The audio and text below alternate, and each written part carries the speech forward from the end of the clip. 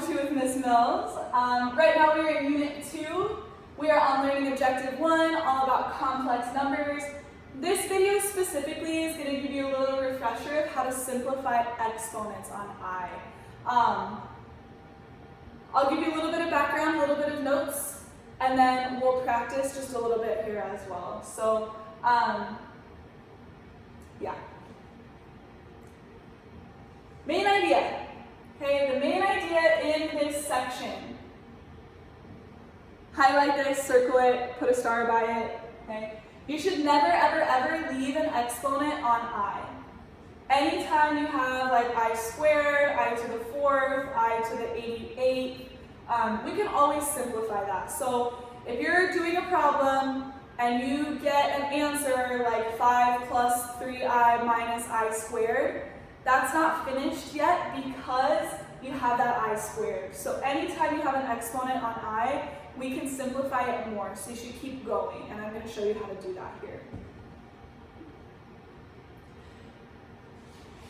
In class, we took some time to fill out this big chart, and it was kind of annoying and tedious, and we did a bunch of little calculations.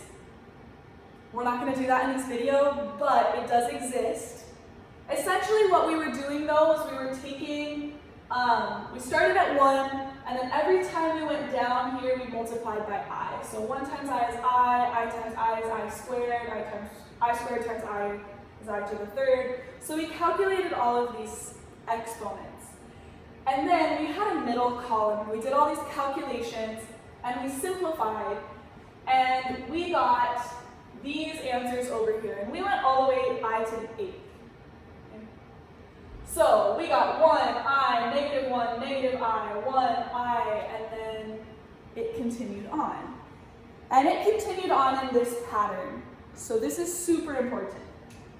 Every single exponent on I in the entire world will simplify down to one of these 4 numbers. Either 1i, negative 1, or negative I. And it goes in a pattern. So this goes on forever. 1i, negative 1, negative I, 1i, negative 1, negative I, 1i, negative 1, negative I, forever. So anytime you are simplifying an exponent on I, you're going to get one of these 4, and it goes in a pattern. Okay? The calculation part is actually really kind of confusing and tricky, so I'm going to give you a shortcut method, and kind of a visual helper to make your life a lot easier. Okay?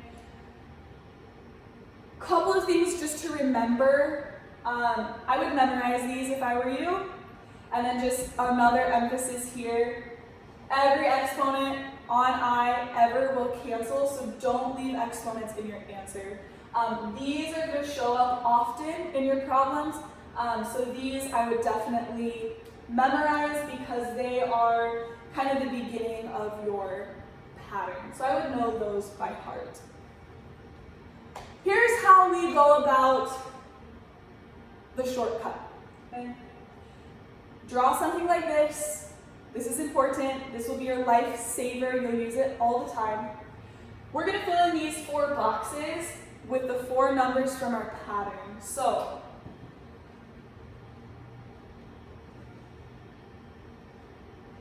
I'm going to have my real numbers going across this way. This is positive over here, negative over here. So I have a 1 and a negative 1. Up and down, I'm going to include my imaginary numbers. So I have a positive I up here, and I have a negative I down here. Okay? If you remember, the pattern always starts at 1. So I'm going to circle this.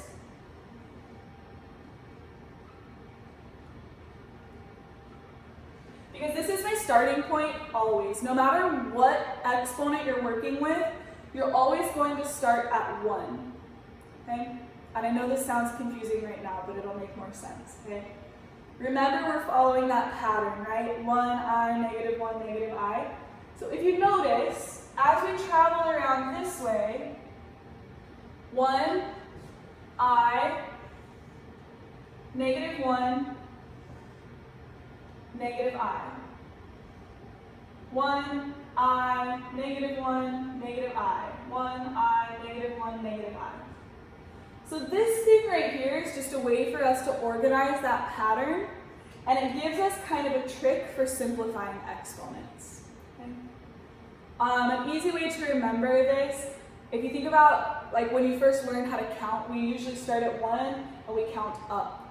So we start at 1 and we rotate up from there. So we're always going counterclockwise on this, and I'll show you how this works. So over here I have some examples. Notice that all of these have exponents, okay? And I can get rid of all of these, and all of these are going to equal one of these 4 answers, and I just need to figure out which one.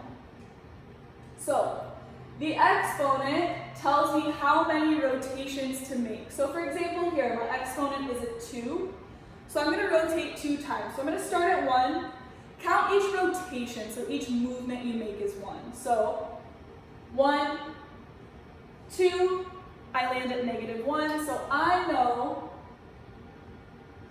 that I squared equals negative 1. That's one I told you to memorize, but it's super easy to figure out. 1, 2. So if I were going to go I to the 7th, I would go 7 rotations. 1, 2, 3, 4, 5, 6, 7.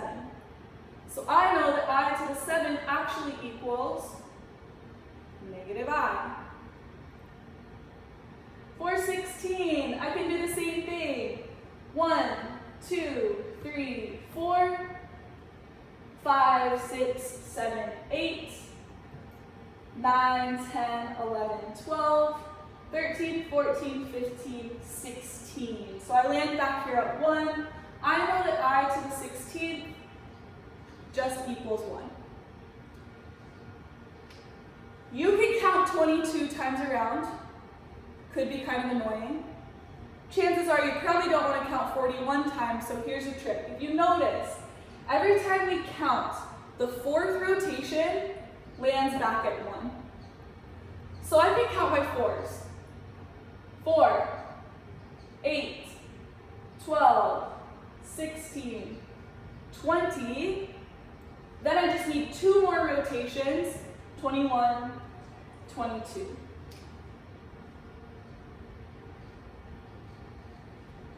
Look for things that are divisible by 4. 9, for example, is not divisible by 4, but 8 is.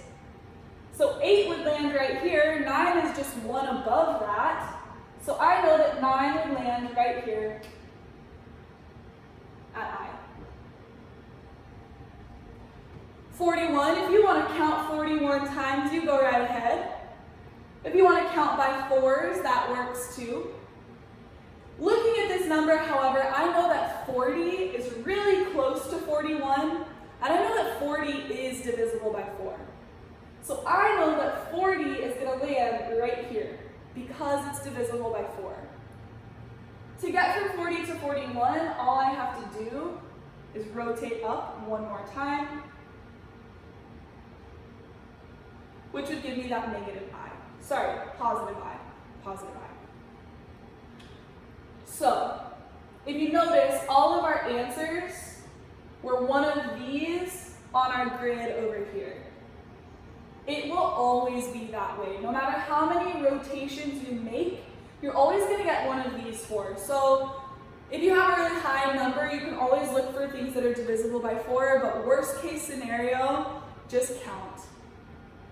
1, 2, 3, 4, 5, 6, 7, 8, 12, 16, 20, 24, 28, 32, 36, 40, 44, 48, 52. It'll go forever. Okay? Any exponent on I.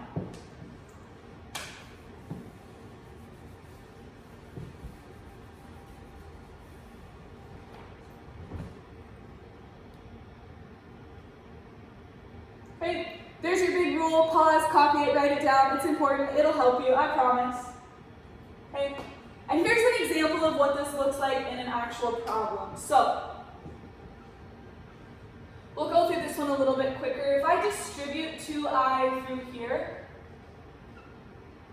I get 10i. 2i times negative I gives me negative 2i squared, because I times I is I squared. I have plus 12 minus I minus 4i, because the square root of negative 16 is 4i. Now, if you look, we have this exponent right here. We can get rid of this. We can simplify that down. Use that rotating thing, or again, this is one you should probably just memorize.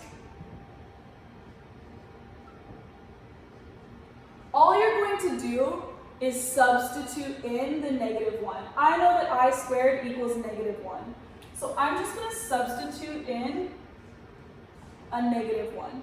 Just like you would substitute something in for x. Same idea.